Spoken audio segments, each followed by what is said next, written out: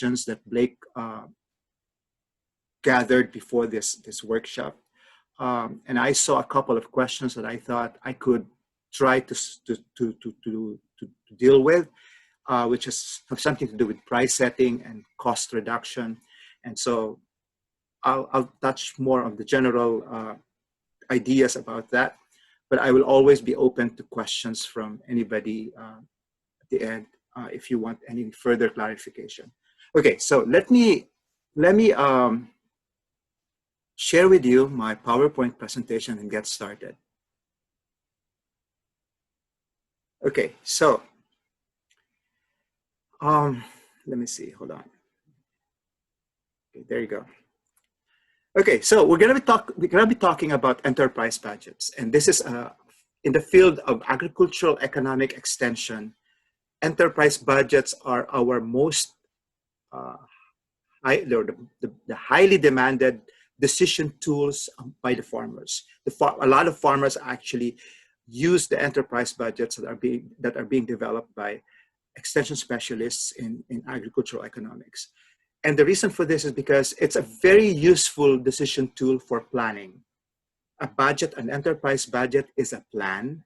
It helps you plan out for the next cropping season.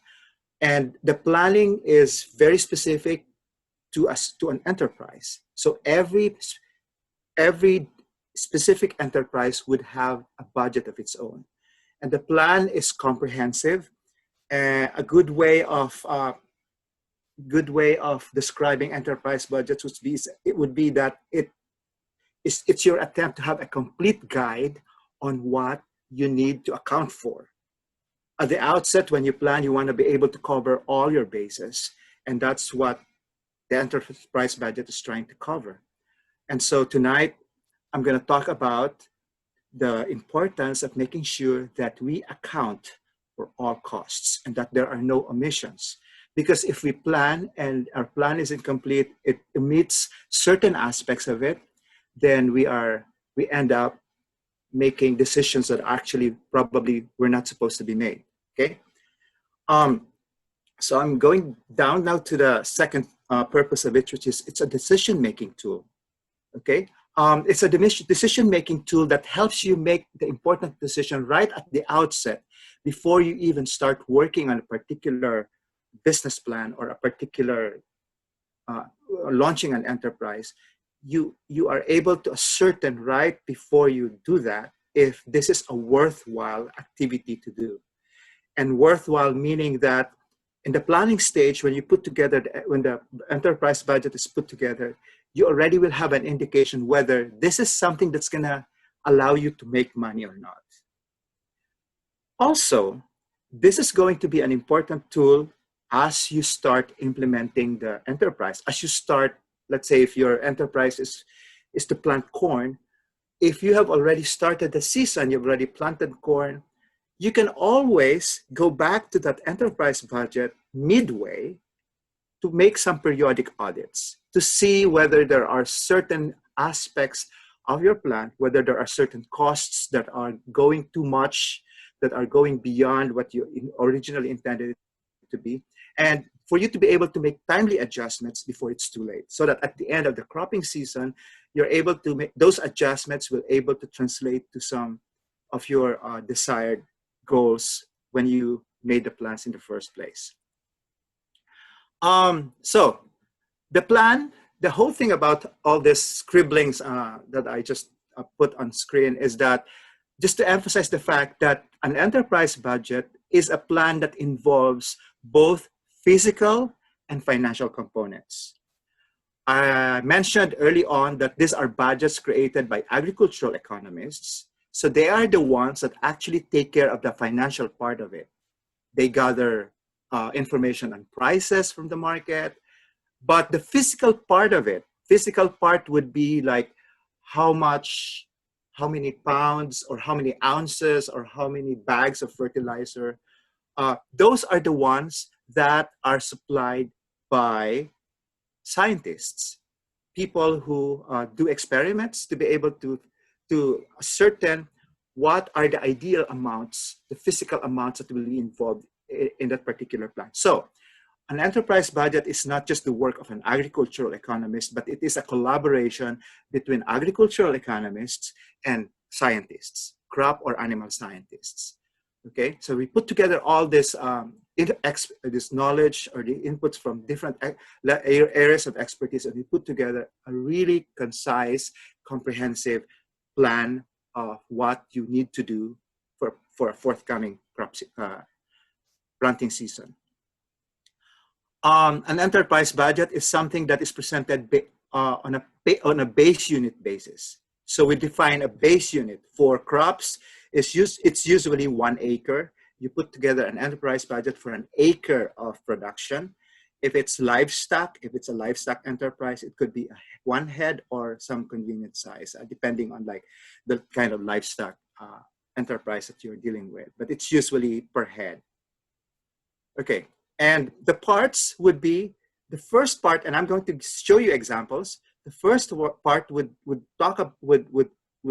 deal with production, like the yield, what is the expected harvest, and put financial values to that by putting the range of prices that the crop will be expected to be sold at.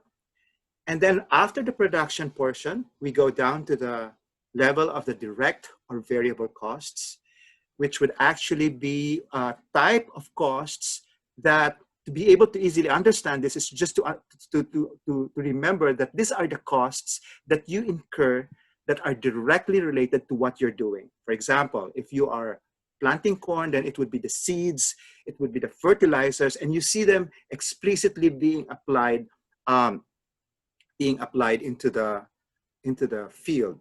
Okay, and then the other set of costs would be the fixed or the ownership costs. These are the ones that are fixed, that they are actually, and I'm going to explain this more later, but these are the ones that are fixed, that are difficult to relate to what you're doing, but they're costs nonetheless that need to be accounted for. And then the last part of it would be the profit or the returns.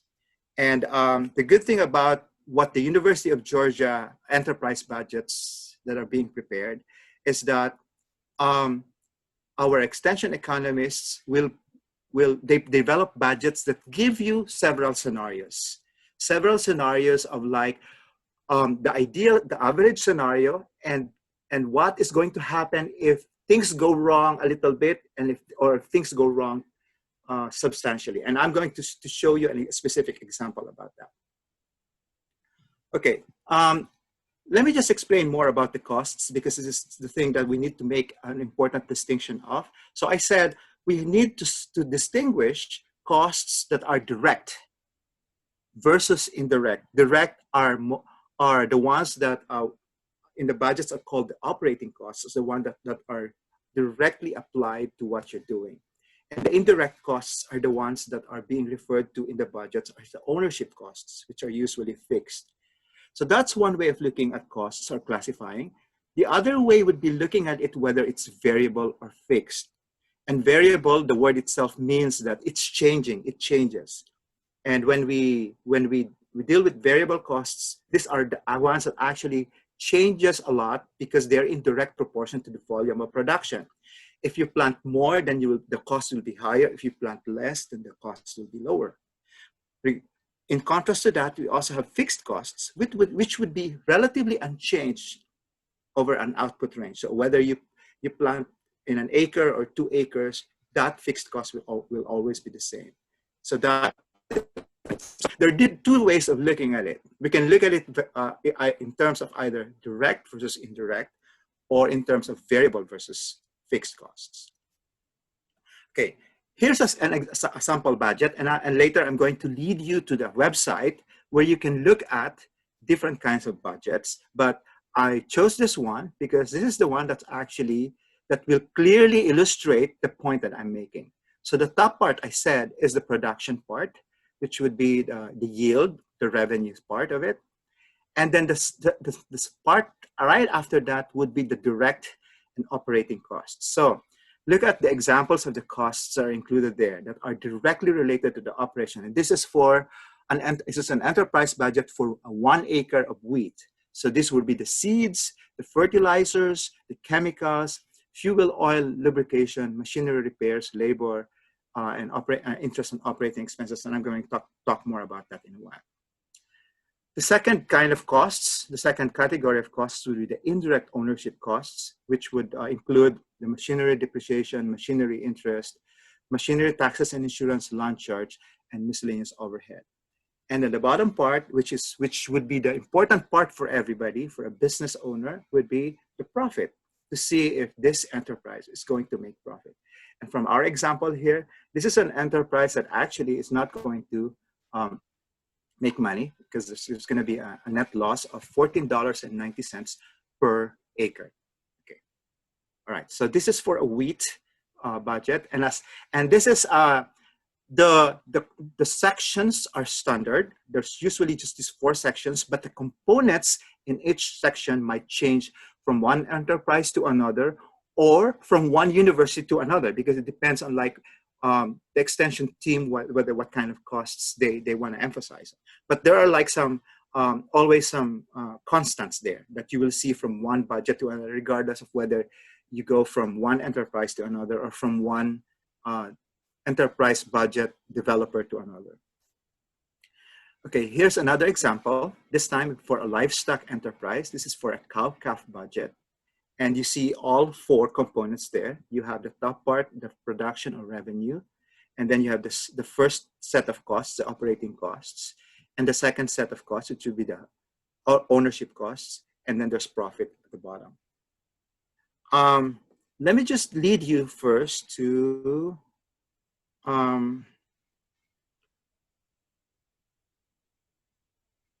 okay, let me just lead you to a website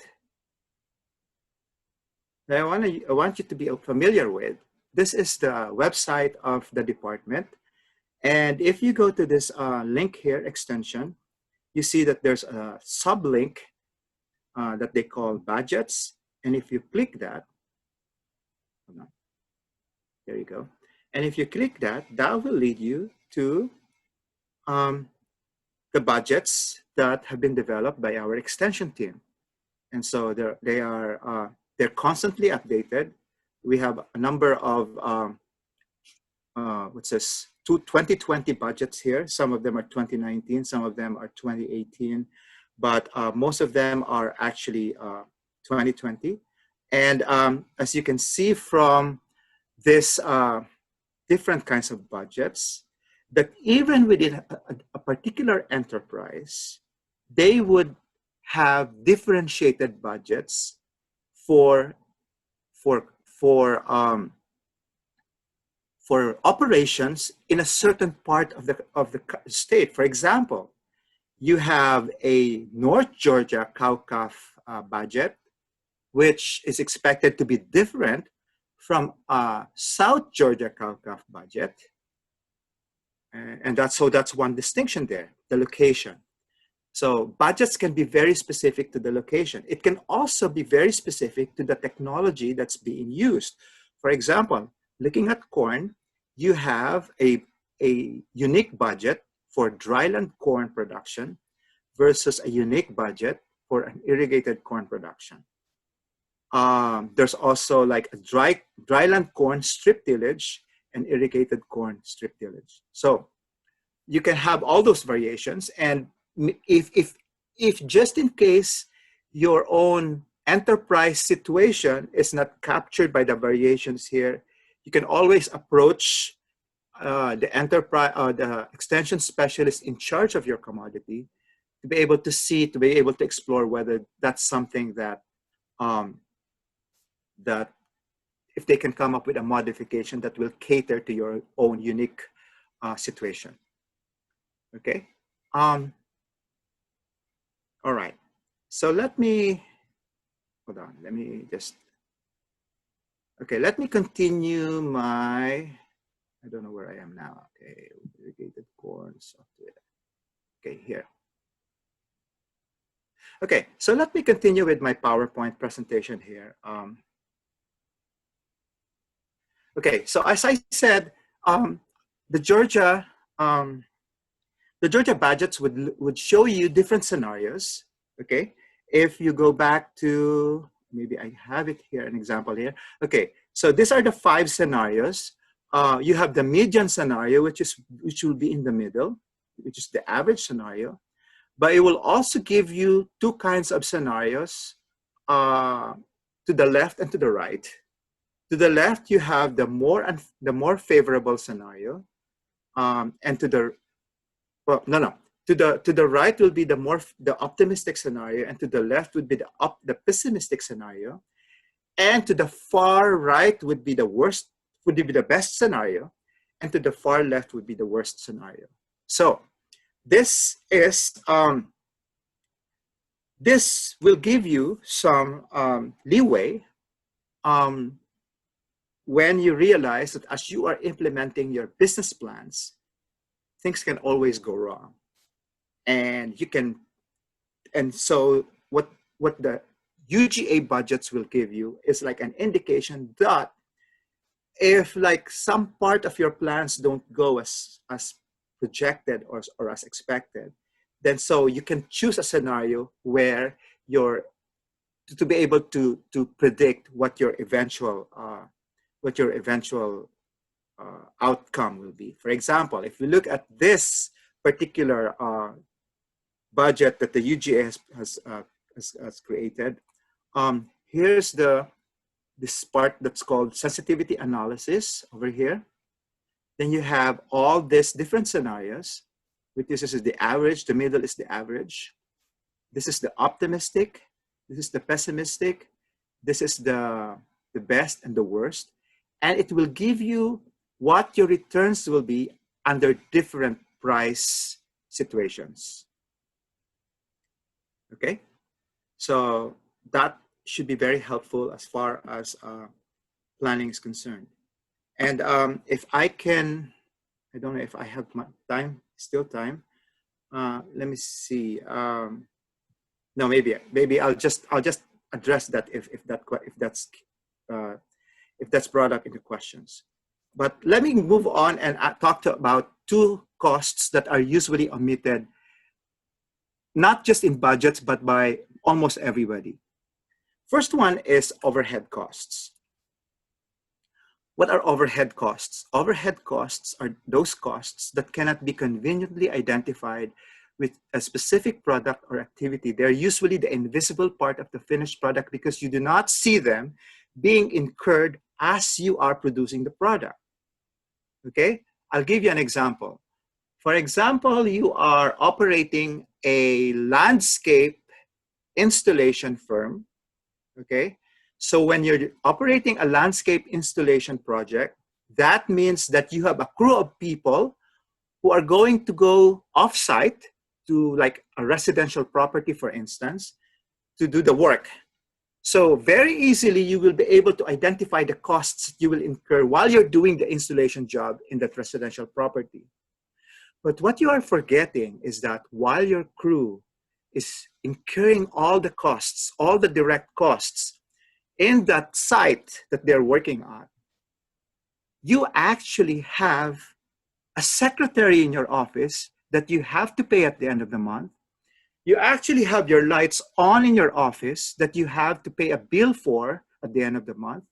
So if you are working on a project at a residential property and you charge that client only by taking into account the costs that you will incur while you're doing the job, who is going to shoulder the payments that you are going to settle anyway, like the payment for the bookkeeper, the payment for the secretary?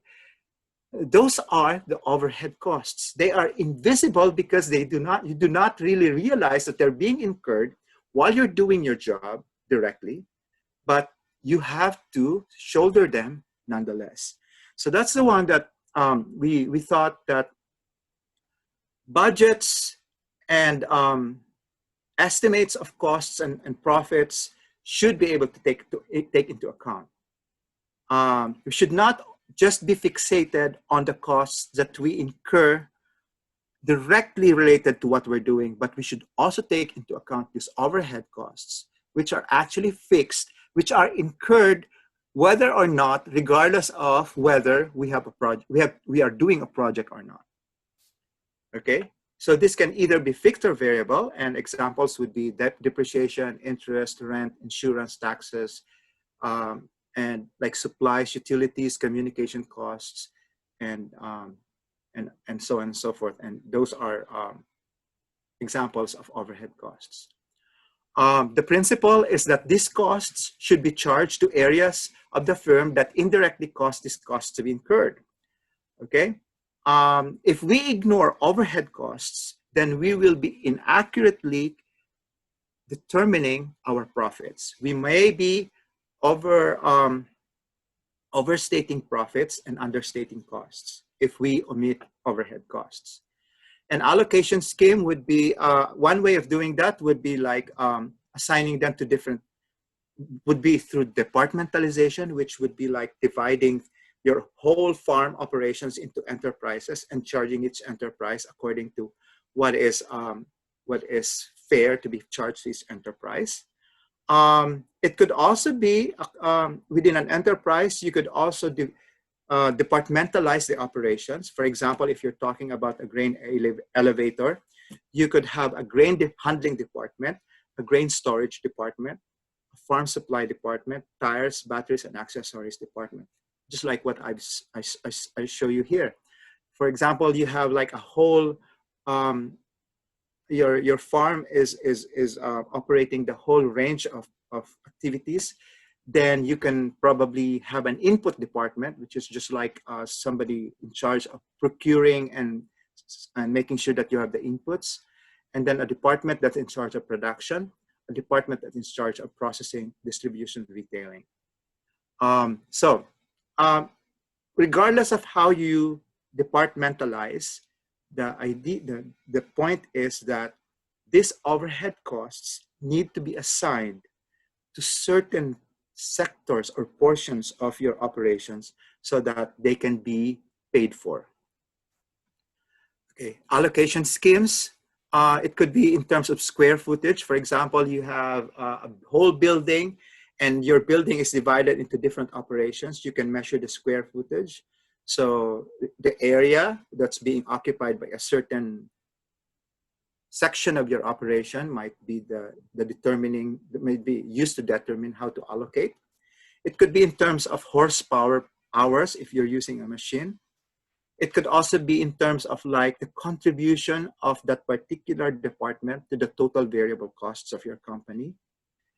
And going to that landscaping cost and bid estimation example that I told you, and I actually developed with a certain professor from horticulture. We developed this software. The way we allocated overhead costs was based on the number of days that were spent on the project. We divided it by 365, so that percentage would be the percent allocation. The other thing that's usually ignored would be financing costs. Financing costs are usually not ignored if the business borrowed money from a lender. It will not be ignored because the lender will be very prompt in reminding you what you're supposed to pay in terms of interest and principal. But the problem lies when you have a business that actually does not borrow money. When instead of borrowing money, the owners were the ones who actually put in the money into the business, and that's the money that was used to pay for the bills. More often than not, the business owner would forget about charging a cost for that money. Okay, and that's a big mistake. Okay, because even if you do not have to pay regular interest to a lender because it was your own money, that money that's your own, that you used in your business should also have a cost, because that money could have been used for something else that could have earned you something else, that could have earned you a profit. So that's what we call the opportunity cost of capital. And that's a financing cost that needs to be taken into account. Okay, I'll point out to you that in the enterprise budgets that UGA and the other universities have developed, they actually take into account those two costs that I was talking about, that I was worried that would be omitted. For example, if you look at this yellow highlighted line here, interest, operating expenses for 6 months, that's the opportunity cost of money that is taken into account here. The idea here is that when a budget is developed, we do not care whether you borrowed money or not, and maybe you will use your own money to pay for all these operating expenses. So we just had to make sure that that money that was used will have an interest expense there. So that's why that one is this yellow highlighted line here is actually a constant component of the budget. The other one is the overhead here, which is the blue highlighted entry. That is the contribution of this wheat enterprise to the being able to pay for the total overhead of the entire farm business. And in this case, for an acre, it would be $4 per acre. That's a contribution of this enterprise, and making sure that there's funding for the total overhead costs that the company will incur at the end of the year. The total at the end of the year. Okay, now, I was supposed to just talk about enterprise budgets, but I inserted this couple of ideas here because there was like a question there on price setting. And a marketing guy would probably give you a more comprehensive discussion of how to set market prices. But I would approach this and give you an advice based on a financial standpoint, okay? And I would use the break-even analysis as a way of making sure that you make reasonable or profitable price decisions. Okay, if I'm sure all of you, or if not all of you, most of you probably know what the idea of break-even is, but just to make sure that we are on the same page, break-even is just identifying that point in your operation where you will experience zero profit. So it's the point in your operation where it's an important benchmark, okay? For example, if we are calculating break-even in terms of sales level, it would be the sales that you need to generate, at which point, if you generate that level of sales, you will not lose any money, but you will not gain any money, okay? So there are three measures for that. Break-even for sales, a break-even for production, and a break-even for selling price. And the pricing question that I saw in the survey that Blake did, I thought that I could use the sales price analysis or the break-even selling price as a way to help you, to give you another way of like, another tool for making price decisions. Okay, so I highlighted in blue the break-even selling price definition, and forget about the formula because you can always like help you with that one. But I just want everybody to be able to understand what the break-even selling price would tell you. The break-even selling price tells you that that is the selling price. If you sell at that selling price, you will neither lose money, but you will also not gain any profit. So you use that break-even selling price as the critical point or the benchmark. Okay, let's look at an example here. Let's look at this soybean farmer operating an 800-acre farm, expected yield of 35 bushels per acre, and selling currently at $3.80 per bushel.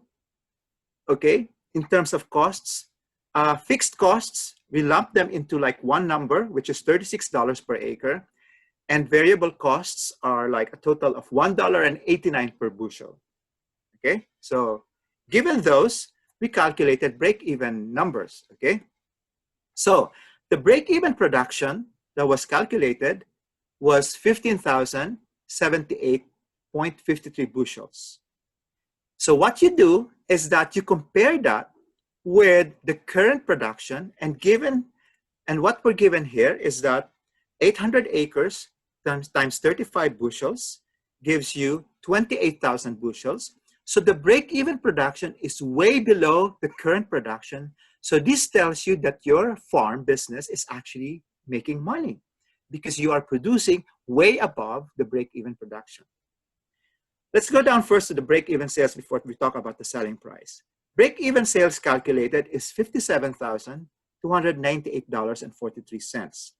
The actual sales, if we go back to our given here, 800 acres times 35 bushels times $3.80 per bushel will give you $106,400 in revenues. So this means that right now, given your current operations, you're actually making way a lot of money because you are selling way above the break-even point of 57,000. You're selling $106,000 worth of revenues, and break-even sales is only 57,298. Now, going back to the question that was asked about selling price, the calculated break-even selling price is $2.92. And remember that you are currently selling at $3.80. So that means that you have a lot of leeway, you have a lot of flexibility to work on your prices if you are making a decision to particular customers where you want to bring down the price, the selling price, because you want to keep the customer. So if, let's say, you have certain customers that are very valuable to you and you feel that if you insist on your current selling price of $3.80, you're going to lose a customer, just bear in mind that your break-even selling price is $2.92. So that is going to give you a really very concrete guide or benchmark on what kind of flexibility you have. So you have a lot of flexibility because you have a wide range from your break-even selling price to your current price. Okay, so that's exactly what I was just like saying. You modify prices according to competition. If you want to get hold of a consumer that you really want to value so much, then you know that based on our previous calculation, you have a lot of leeway. And you look at the industry, what's the industry practice? So, and then you also look at internal cues, which, and here what I mean is that there will probably be a point where you might be tempted to price, or you might be compelled to price below $2.92, which was the break-even price here, break-even selling price. But that's okay as long as you can offset it by other pricing practices that you have for other customers that more or less ultimately will offset each other, and in the end profitability is maintained. Okay, and I know that I only have probably 5 more minutes. In terms of cost reduction decisions, I know that somebody was asking about how do you make cost reduction decisions. Very briefly, I'm going to answer that by making sure that we are reminded and we are very familiar with how the income statement of our business would look like. So being familiar with the structure of the income statement would actually give you ideas on where to cut costs. Okay, so the top part is your gross revenues, which would actually end up being your value of farm production if you take into account all these items here, which would be the cash receipts, government payments, change in inventories, and then deductions of items purchased for resale and purchased feeds. But after that first block there would come your operating expenses, okay, which includes depreciation. And interest expense is something that's actually segregated from operating expenses. But deducting operating expenses and interest expenses from your value of farm production will give you your operating farm income, which would be your net income from farm operations. Then moving down, that's when you are introduced to a section that deals with capital asset gains and losses. So this is the section that deals with whether you have sold an asset or not, and whether you have gained you gained from that sale or you lost from that sale.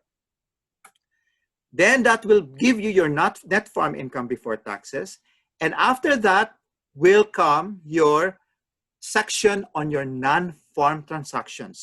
And non-farm transactions, and since we're talking about single proprietorships, in majority of you here are single proprietorships, non-farm transactions would include the salary that you get from your off-farm jobs, or if you have like some investments and all those things that enter into your household, to your single proprietorship income, but are not related to your farm operations. And then you deduct taxes, and then you have net income. Okay, so why am I reminding you this one? Because this, as I said, if you are familiar with the structure and you need to cut down costs, you just have to go to the relevant section of this structure here to be able to see what kind of cost-cutting decisions you can make. And what will be your guide? Here is a guide that I would usually use, and this is actually a guide that's been put forth by banks who actually set some standards on what is, by banks and the USDA. And this actually would set some standards on what is acceptable and what is not acceptable. For instance, calculating operating profit margin according to the standards, that you are gonna be fine if your operating profit margin, which would be your net income from farm operations plus interest expense minus operators' wages over gross revenues. If this ratio is between 10% to 25%, then you are in the okay section. If it's greater than 25%, then you are in a very, very favorable position. But the red or the warning situation is if that ratio is below 10%, which would be in this red area here. Flipping that, the flip side of that is also calculating cost efficiency, which would be the ratio of your costs to your revenues.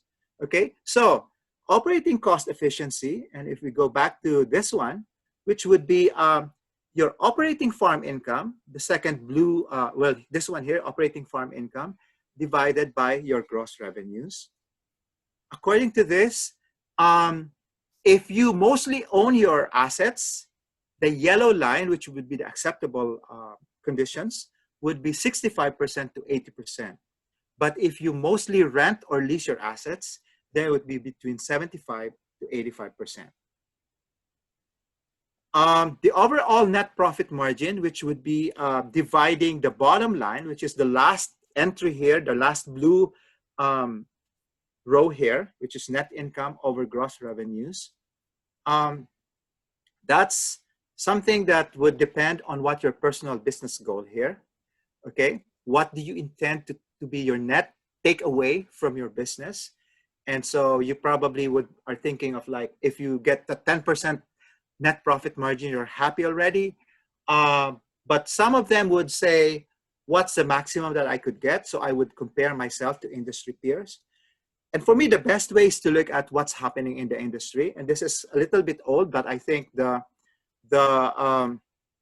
situation, the ratios are still the same. So according to this data that I compiled from the the U.S. Department of Agriculture, is that all farms in general, on average, would have like about 22% net farm income ratio, but the small farms, which would be the last column on the right, would have about 18%. But as I said, it's a personal goal. Some businesses, in consideration of probably their personal situation and the industry that they belong to, would already be happy with a 10% net profit margin. The final word of caution that I would like to make sure that I remind everybody before I adjourn, I know I'm taking too much time already, is that when you are making a business decision, when you are planning for what to do in the future, and you are looking at specific enterprises, specific projects, there are two things that you should not confuse with each other. Some people, some businessmen, some entrepreneurs are so fixated on profitability that they always assert that they will only pursue a business plan if it's profitable. But one thing that you have to understand is that not all profitable enterprises, not all profitable business undertakings are also liquid undertakings. When I say liquid, is that liquidity is something that is a condition whereby your business activity gives you or provides you with the cash when you need it, when you need to settle your bills. And we all know that farming is such a peculiar business undertaking because farming, it takes time before you generate your first revenue. There's always like a development stage, a growing stage. So you have to be careful and to make sure that even though on paper, an enterprise or a business plan that you want to pursue looks profitable on paper, you have to be sure that even if it's profitable, it's also going to be a liquid project for you. Meaning that it's profitable on paper because only if you look at the time when the revenues come in and you compare that with the costs that you've incurred. But what if it took you a while to generate that revenue? For example, you're growing livestock. It will take you months before you can generate your first dollar of revenue. Then how are you going to settle your bills? So look at these two considerations side by side and not just one or separate from the other. I think that's all I need to, that's all I have for today. And I would be very, very glad to answer questions.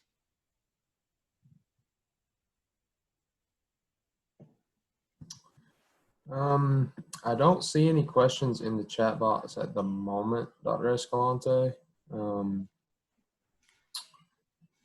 But I will say that was a really great overview of an enterprise budget.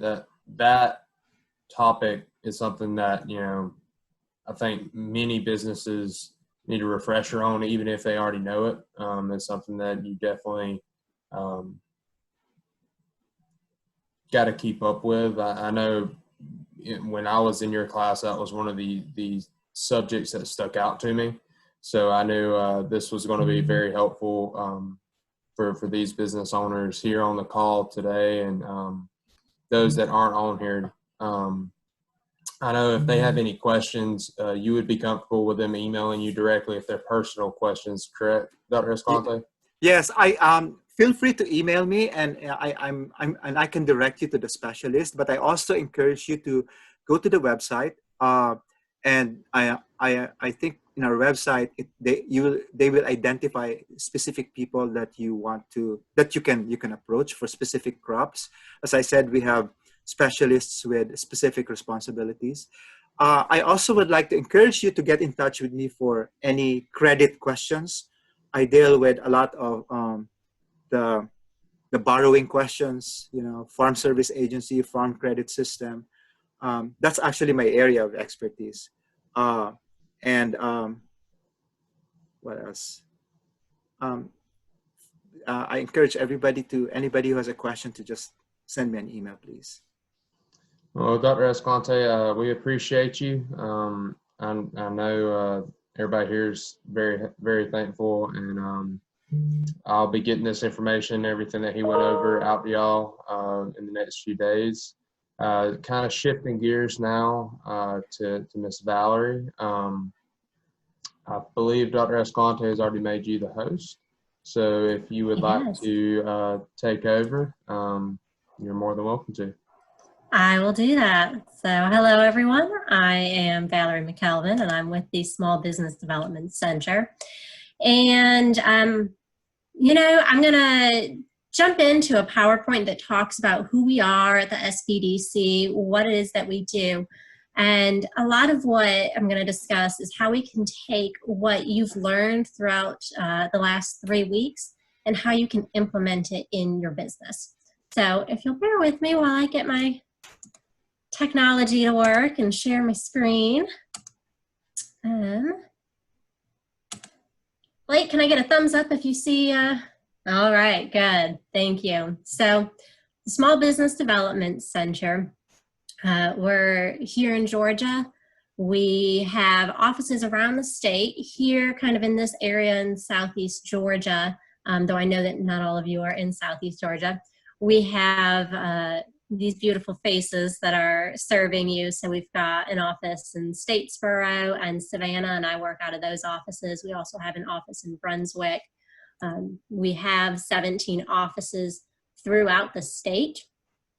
And so, if you're not close to me in Statesboro or Savannah, we've got another office, that can help you in Rome, Georgia. So we cover the entire state. We all have, counties that we cover. So wherever you are, you've got someone that can help you.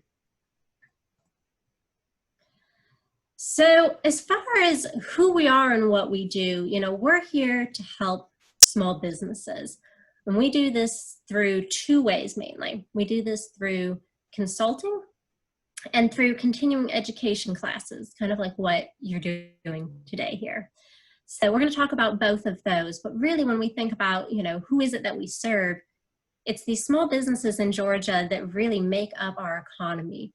94% of small businesses employ fewer than 50 people and 75% employ fewer than 10. And we spend a lot of time in that area with kind of that 3 to 10 employees, though we certainly help businesses that are smaller than that, and we help businesses that are larger than that.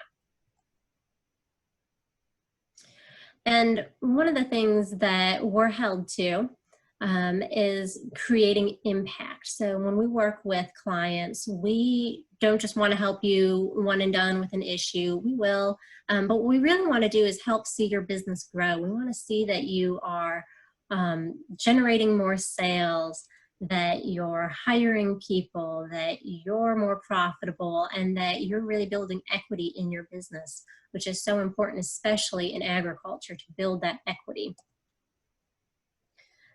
So I'm just going to brag on us a little bit. We have close to 10 billion in sales. Our clients have generated that amount, close to 900 million in capital that's been raised. We've helped with starting 1,700 new jobs or new businesses and almost 14,000 jobs that our clients have done, and we're very proud of that. When we look at SBDC clients versus just the state of Georgia as a whole, we see that our clients grow significantly faster and grow more than the clients that don't work with us. And in part that's because we're helping them, and also these are businesses that are wanting to grow and that are taking the steps to do that. If you're working with us, we're going to make you work. We're not going to do everything for you. We're educational. We're going to help point you in the right way. And I think that I'm speaking to my people right here because you guys are all taking the time right now out of your busy schedules to attend this program. You guys are going to be in the red columns over here. You guys are the ones that are really more poised for growth. And that's who we want to work with. So again, our services, we do consulting and we do continuing education. Our consulting is at no direct cost, which is the politically correct way to say that your tax dollars pay for it, so you do not. Our continuing education classes, historically, there have been fees for most of them. Occasionally, there will be some free ones. However, due to the economic climate right now and getting funding from the CARES Act, all of our continuing education for the rest of 2020 is at no cost. Right now, it's all virtual, so it's similar to what you're doing right now, but we've got really good content out there that you would otherwise have to pay for. So I'm going to repeat this again at the end, but if you're looking for additional training, please go out to our website, which is georgiasbdc.org, and you'll get that email to you as well. And you can see all of our training classes. One of the nice things about doing it virtually is that it doesn't matter if it's the Gainesville office or Atlanta office that's hosting this training. You can still attend because it's virtual and you don't have to drive to Atlanta, which no one wants to do. So when I talk about our consulting services, there's a lot of things that we help with. But one of the most popular things that people come to us for is access to capital. People that are looking at getting a loan is typically who we're working with. And so when they're looking at getting a loan, oftentimes they've been referred to us from the lender, but not always. Sometimes we're the first stop. And what that looks like is we're typically helping them, go through that enterprise budget that you guys were just looking at. It's, we just got a very quick overview of that, but there's a lot of data that goes into that. And I encourage you to get some assistance with that. And not only will we help you with that enterprise budget, but we can help put that into a format where you can set, 2-year, 3-year, 5-year goals for your business and see, well, if I purchase this equipment now, how does that affect me, in the long term? And not only that, but how, if I get this loan, how am I going to be able to pay it off? You might have an operating budget, an operating loan that you get from the bank for just a year. In agriculture, that's common. But then you also might be looking at getting a loan to build a new shop facility, and that's going to be something that you certainly take more than a year to pay off. We can help you with that. And the bank is going to want to see, that business plan and financial projections. So in addition to the enterprise and the financial projections, we also can help with your business plan. Most people don't write many business plans in their life because they aren't starting a lot of businesses. That's what we do every day. So we can not only help you with writing a business plan that's going to help you be a better business operator, but we can also help you write a business plan in the way that the bank wants to see it, making sure that you're putting the information in there that the bank is going to want to see. What are their questions going to be? We know what some of the common pitfalls are, so we can help with that. One question that we get a lot is, what about grants? And I will be honest with you that we are not the #1 place to go for looking for help with grants. And when I say that, we're not the place to go for identifying grants. There are clients of ours that have received grant funding before and that we help people with a lot, like the value-added producer grants. That's something that we're more familiar with. We might have things that come up on our radar. But I will say that grants oftentimes, it's a lot of work, sometimes for not as much money. And so I think that you certainly don't want to leave free money on the table and you want to be aware of what's out there. But a lot of our clients really find that it's a mix of, the grants, their own personal equity, and then these loans that help them move forward. So if you do have a question on a grant, please do come our way, and we can probably, if we don't have the answers, we can probably point you in the right direction to someone that does have those answers. So another area that we help people with, marketing, and this is something that on the first week, you guys talked a lot about this, and really good information. But again, that was in a short 2-hour segment. We don't want you to, just quit your marketing education at that point. We can help you take what you've learned and actually implement it. And I think one of the great things about our services is that we're not going to just do the big picture, who is your target customer, what sets you apart. But what we're also going to help you with is kind of that nitty gritty, let's figure out this plan. What are you going to do? If you're going to do, let's say, some digital marketing, okay, well, what platforms are you going to be on? If you need assistance with doing a Google ad or a Facebook ad, we can help you with that, not just, tell you that you should advertise on Facebook, but we will walk through with you and say, okay, click here. Here's what you need to upload. Here's, how to define your target market. You looked at it. We discussed that your market segmentation was going to be for females between the ages of 35 and 55 that have children at home. We can help you reach those customers on Facebook. So it's kind of this big picture while also being able to do some hand holding and go through all of that with you. Our goal again is to educate you so that you can then go out and do this yourself. So the next time you place an ad, hopefully you do it yourself, or maybe you mostly do it yourself, but you have a quick question or you want another set of eyes. We're there to help with that as well. We also have access to some reporting tools that not everyone has just because they're really expensive. So as a state, we have access to these. So when you talk about your target market being women between the ages of 35 and 55 that have 2 kids at home, we can help identify, well, in your geographic area that you're targeting, how many people do you actually have in that market? If we look at that, we can then say, well, what % of the market share do you think you're going to have? Do we want to expand this? And really help you kind of get some information on that. Accounting and finance. So talked about numbers a lot today. And again, just like the marketing that week, you know, it is not something that you learn in a 2-hour session. It's great to do these 2-hour sessions because the more that you hear it, the more that it will start to click. But in the meantime, you know, you probably have a lot of questions, and there are things, if you're trying to work on that enterprise budget, you might get hung up on something. You know, you can reach out to, you know, us, and we will help you kind of go through that and see, okay, here are reasonable expectations for this. Here's how to do this. Here's how this flows into your overall budget, and looking at your cash flow.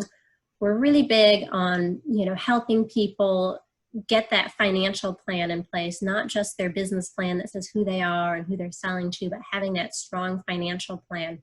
Because if adjustments need to be made, you aren't left knowing about it after the fact. And that's something that unfortunately we do see a lot in our office, is that people reach out to us sometimes a little bit too late. You know, if you come to us early on and you're saying, okay, here is my business, here's my plan for the year, can you help me put the numbers to it? That's what we're going to be really good at. And then if things happen, like there's a pandemic and you need to shift your business, we can help you get that, you know, those projections updated so you can adjust accordingly. Again, like I talked about with marketing, it's not just the big picture strategy. We can help you with that, you know, the fine-tuned details of that. So QuickBooks helping you, and I say QuickBooks, but whatever bookkeeping software you're using, QuickBooks is just what 95% of our clients use. So, you know, helping you get set up on QuickBooks. Maybe you're using QuickBooks, but it's kind of a mess. We can help you clean that up.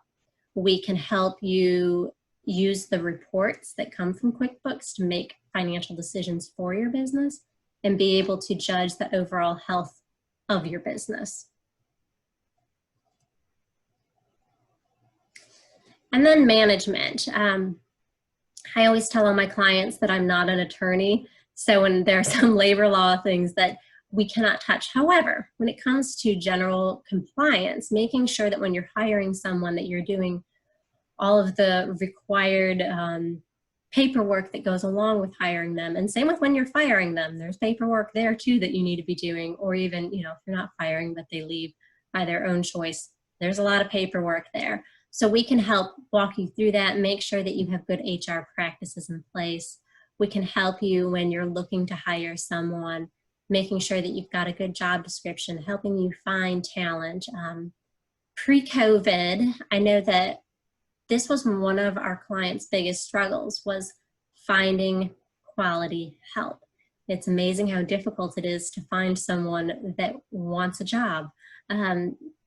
And someone that's going to show up for that job consistently.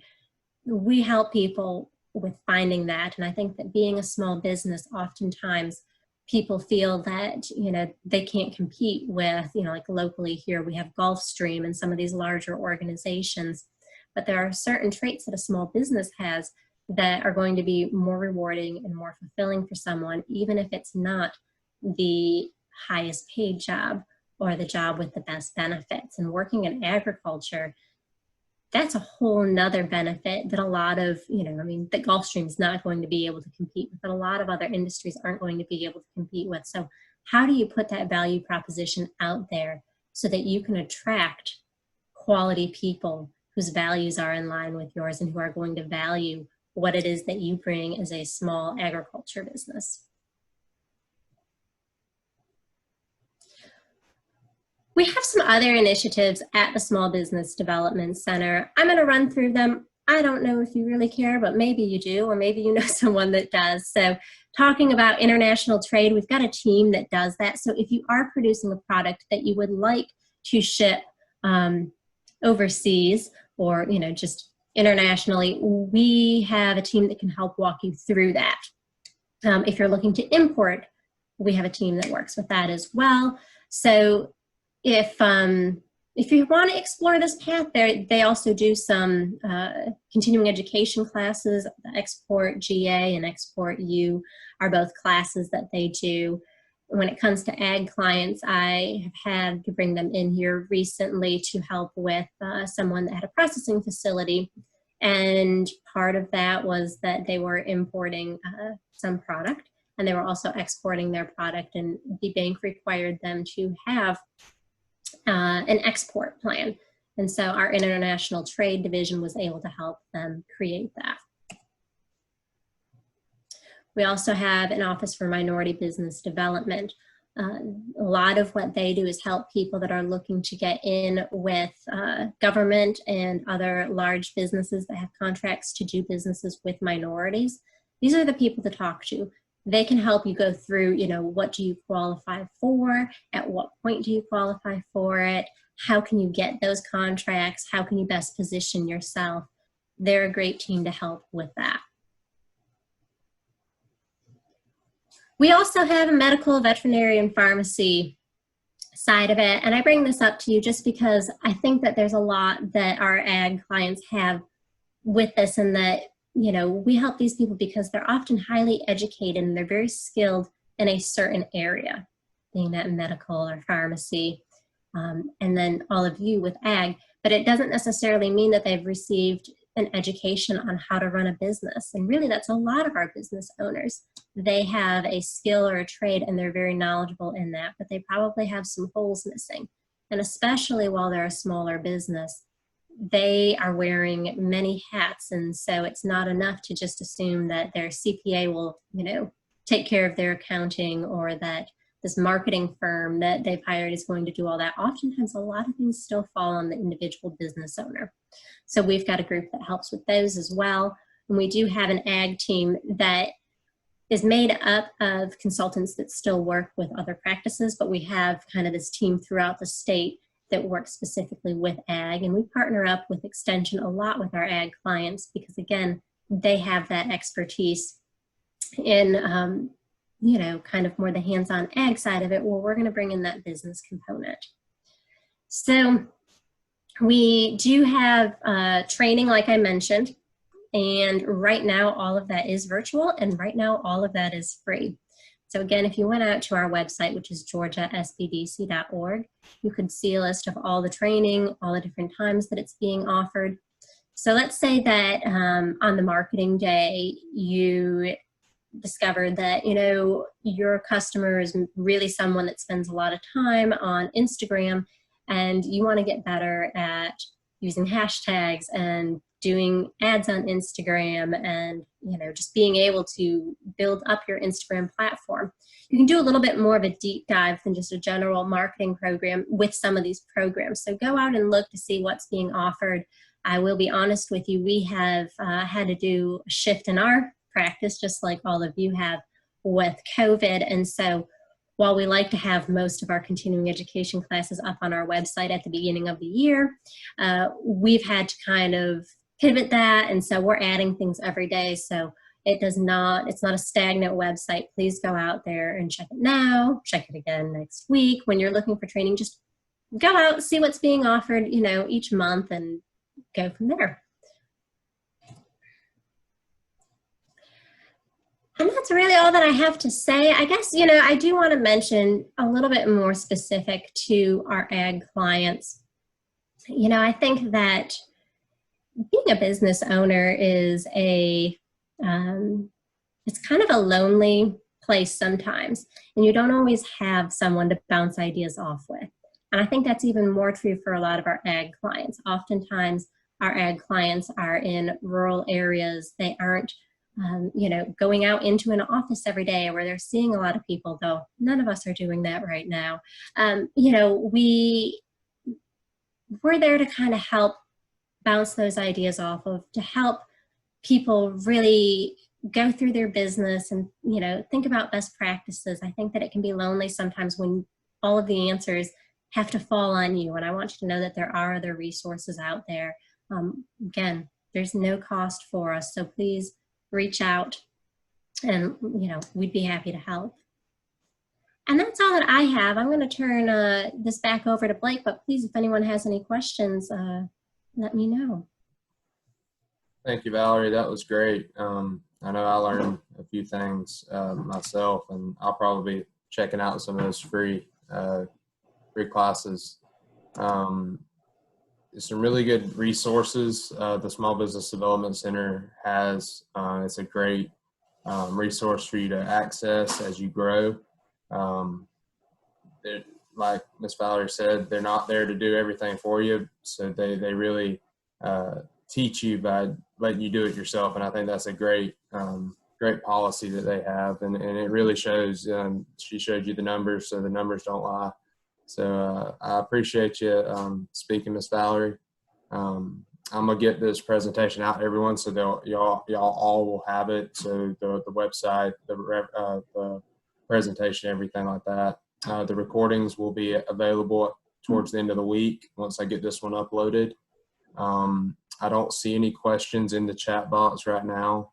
So at that point, I guess we will go ahead and call it a night, end a little early. I appreciate y'all all signing up and being a part of it. Ms. Valerie, thank you for speaking tonight. And look for some emails from me in the next few days. Outside of that, y'all are good to go.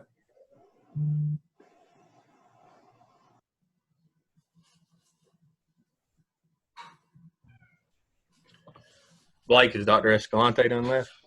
Yeah, he had some he was under the weather, so he had to leave a little early. He did, but he was a trooper. You missed him talk for a minute before the meeting started. He was funny. Yeah, I know. I got in late, but I got most of his speech. Nothing we hadn't heard before, really, from class. But it seemed pretty good. Covered a lot of the basics. But all right. Well, it went well. Yeah, I think so too. I think we closed it out very well. So I'll get this out to everybody. I figured out how to do the recordings, so we'll get that going. And I think it went good. Awesome. Yeah, I'll have to send them out to the people that only made 1 week or asking for them, though, too. A couple people are asking for them. So that's awesome, though. Yeah, well, you have a great rest of your week, Scout. And I'll be in touch with you soon. All right, awesome. See ya.